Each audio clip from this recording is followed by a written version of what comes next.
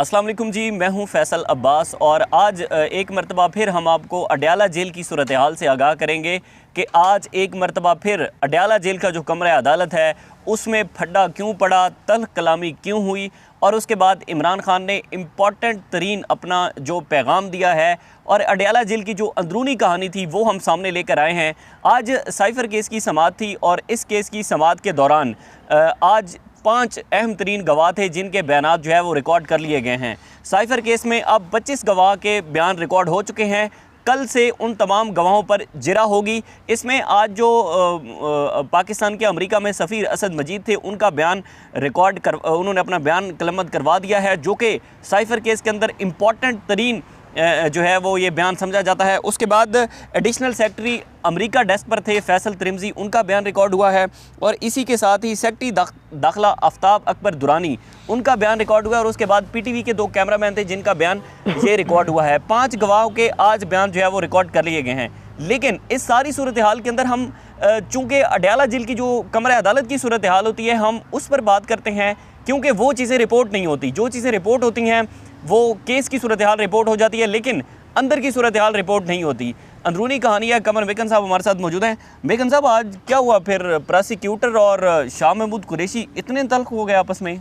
देखें, ये आज नहीं हुआ, ये कल भी हुआ था। कल भी जब सेक्रेटरी ख़ारजा सुहेल महमूद साहब बयान रिकॉर्ड करवा रहे थे अपना, तो रिजवान अब्बासी साहब ने लुकमा दिया था, जिसके बाद शाह महमूद कुरैशी ने जो कुछ आज बोला कि आप बीच में दखल ना दें, इसी तरह उन्होंने कल भी बोला था कि आप बीच में दखल ना दें, क्योंकि वो बयान रिकॉर्ड करवा रहे हैं, वो कानून का हिस्सा होगा, उसके ऊपर फिर अगला फ्यूचर डिसाइड होगा, ज़ाहिर है इमरान खान का भी और शाह महमूद कुरैशी का भी। तो इस चीज़ को मद्देनज़र रखते हुए शाह महमूद कुरैशी ने बिल्कुल ठीक ये नुक्ता उठाया था कि रिजवान अब्बासी साहब को खामोश रहना चाहिए। कल भी रिजवान अब्बासी साहब ने तलख कलामी की थी, शाह महमूद कुरैशी साहब ने भी फिर उनके साथ काफ़ी गर्मा गर्मी, बहुत बहस व मुबासा हुआ था। लेकिन आज जो हुआ है ये उससे कोई नेक्स्ट लेवल था, ये कोई दर्जा मेरे ख्याल में आज और इस पारा जो है ना वो हाई हो गया था।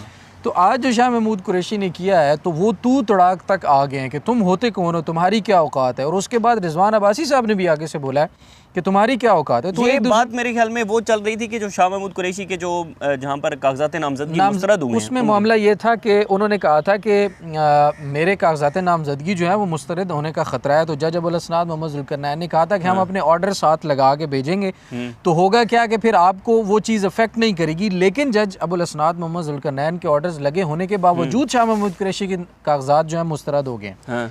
तो ये एक अलग बहस है। लेकिन इसके ऊपर जब बात हो रही थी तो जो रिजवान अब्बासी साहब हैं उन्होंने फिर लुकमा दिया बीच में।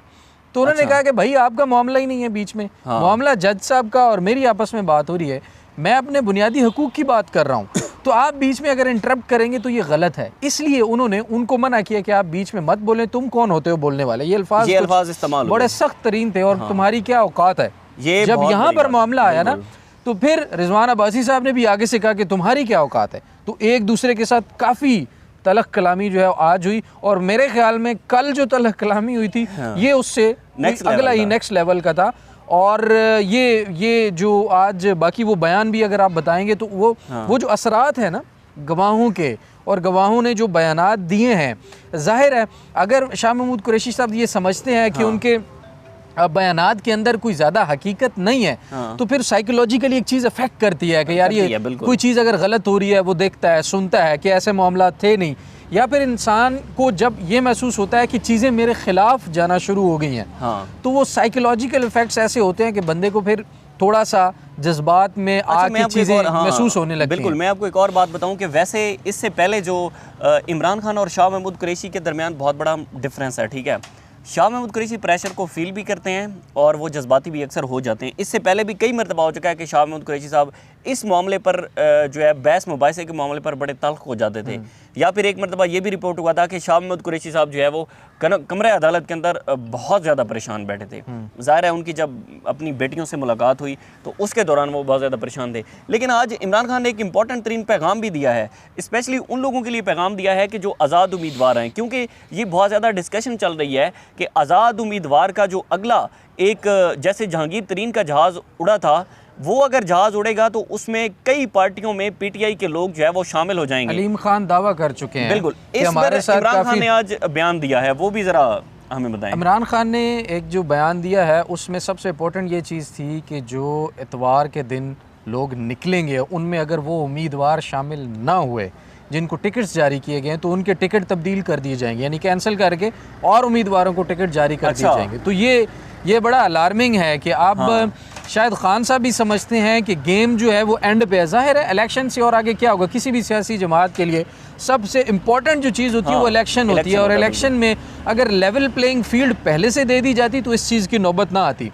अब एक टकराव सी कैफियत नज़र आ रही है, क्योंकि अगर लोग बाहर निकलेंगे तो जो रियासत का उनके साथ रवैया अभी तक रहा है वो ज़ाहिर है कि वो उतना जो मुनसफ़ाना नहीं रहा। मेरे मुताबिक वो बहुत ज़्यादा सख्तियाँ की गई हैं पाकिस्तान तहरीक इंसाफ के लोगों के ऊपर। तो अगर ये क्लैश होता है तो फिर मामलात जो हैं वो बहुत ज़्यादा ख़राबी की तरफ सूरत हाल जा सकती है, और इसमें बहुत ज़्यादा मामलात और हालात जो हैं वो ख़राब भी हो सकते हैं। दूसरा, अब इमरान खान के पास भी शायद कोई चॉइस नहीं बची कि उनकी जो टीम है उनके अंदर वो लोग शामिल करना चाह रहे हैं जो पार्टी के साथ हर हाल में मजबूती के साथ खड़े रहें और कभी भी छोड़ कर ना जाएं।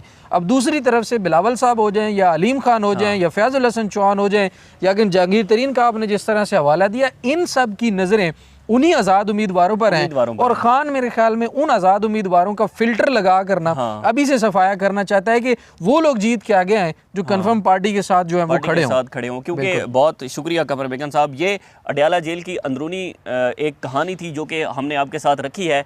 इसमें जो अहम तरीन बात ये थी कि आज एक मरतबा फिर शाह महमूद कुरैशी और प्रोसिक्यूटर रजा रिजवान अब्बासी जो हैं उनके दरमियान तल्ख कलामी हुई है और तू मैं तक बात गई है। अक्सर हम जो मुख्तलिफ कोर्ट्स के अंदर अदालती मामलात को कवर करते हैं उनमें हमने देखा है कि कभी इतनी तल्ख कलामी नहीं हुई, लेकिन अडयाला जेल का जो कमरा अदालत है वो एक सर्कस बना हुआ है कि उसमें आए रोज़ कोई ना कोई जो है वो ड्रामा होता है, कोई ना कोई ऐसी बात की जाती है। उसकी वजह क्या है? उसकी वजह ये है कि ज़ाहिर है जब ये जो 190 मिलियन पाउंड और तोशाखाना केस में जो इमरान खान की इस्लामाबाद हाई कोर्ट के अंदर दरख्वास्त चल रही है उसमें जो विफाकी हुकूमत ने अपना नोटिफिकेशन किया था वो नोटिफिकेशन विफाकी हुकूमत ने रेफरेंस दायर होने से 1 महीना पहले कर दिया था। तो इसकी यही वजह है कि जेल ट्रायल जब होगा और जेल ट्रायल भी तभी होगा जब उसका रेफरेंस दायर होने से 1 महीना पहले जो है उन्होंने नोटिफिकेशन कर दिया था। तो ऐसी सूरत हाल के अंदर फिर तल्ख कलामी भी होगी, जो मुल्ज़िम होंगे वो अपने हकूक़ के लिए बोलेंगे भी सही, और फिर उसके बाद अगर प्रोसिक्यूशन उसमें इंटरप्ट करेगी तो फिर बात जो है वो तू मैं तक भी जाएगी। आज 5 गवाहों के बयान जो है वो रिकॉर्ड कर लिए गए हैं। 25 गवाह टोटल हैं साइफर केस में जिनके बयान कलमबंद हो चुके हैं। अब कल से जज अबुल हसन आज़ुल करनैन ने कल इस केस की समाअत मुलतवी की है और कल से प्रॉपर तौर पर जो है वो जितने भी गवाह हैं उन पर जो है वो जिरा होगी, और फिर उसके बाद साइफर केस में मज़ीद जो भी डेवलपमेंट होगी आपके साथ शेयर करते रहेंगे। मुझे इजाज़त दीजिए, अल्लाह हाफ़िज़।